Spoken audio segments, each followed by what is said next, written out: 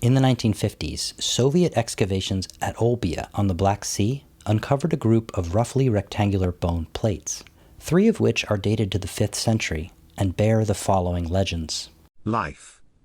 Death. Life. Truth. Dionysus. Orphic. Peace. War. Truth. Falsehood. Dionysus. Dionysus. Truth. Soul.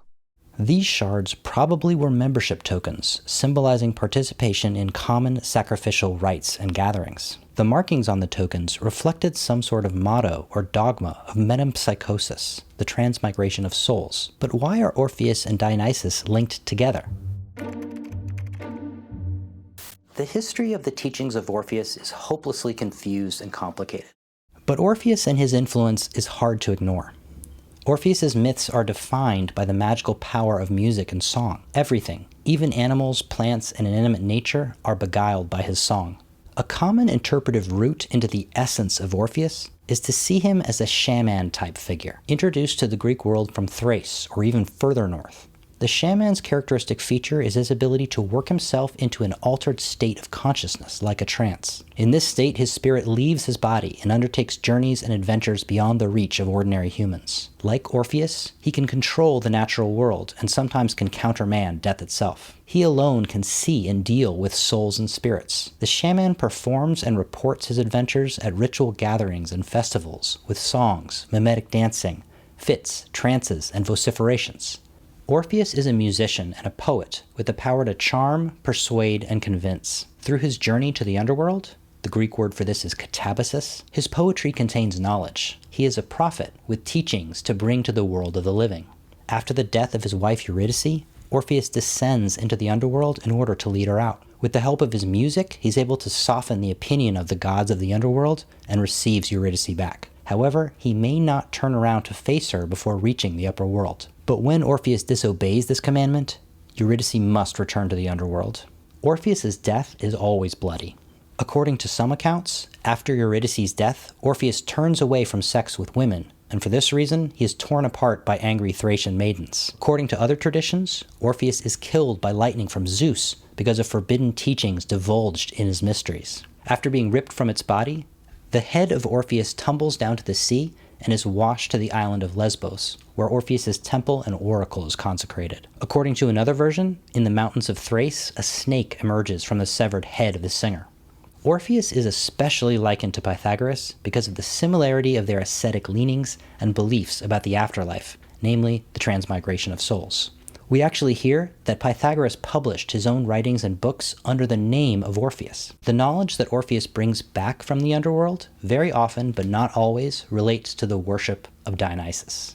A trilogy of plays by Aeschylus called the Lycurgeia conclusively shows an awareness of this Pythagorean, Dionysian, Orphic matrix in the 5th century BCE. It is a fragmentary trilogy, one of the only secure trilogies we have in Attic tragedy, with the same theme as Euripides' Bacchae. In the first play, the Edonians, Lycurgus, the king of a Thracian people living near the river Strymon, denied the power of Dionysus and tried to suppress his worship. In response, Lycurgus was driven mad and murdered his son Dryas with an axe. In this play, Orpheus figures as a devotee of the god Dionysus, imprisoned alongside Lycurgus. In the second play, Orpheus descended to the underworld where he rejected Dionysus and was converted to the worship of Apollo as a sun god. This conversion happened on Mount Pangaean, a mountain opposite the island Thasos, near Amphipolis on the northern border of the Greek world. Again, Dionysus is angered by this disrespect, so the Basaridae, his women followers, are sent to rip Orpheus limb from limb. The third play, The Youths, probably presented a reconciliation of Dionysus with the followers of Lycurgus and Orpheus, as well as the establishment of the cults of Dionysus and Apollo Helios in Thrace.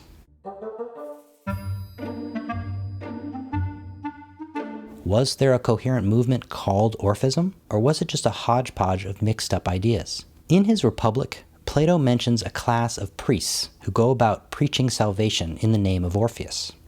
These priests used sacrifices and incantations to achieve purification for their customers through magical rites. They gained their authority by offering a hubbub of books written by two very shadowy characters, a certain Musaeus and our friend Orpheus. It's not clear whether these priests were part of a religion with a dogma or set system of beliefs. They could also have been free agents, just hucksters with a bunch of books, or in this case papyrus scrolls, which they claimed to be written by Orpheus just because no one knew who they were actually written by.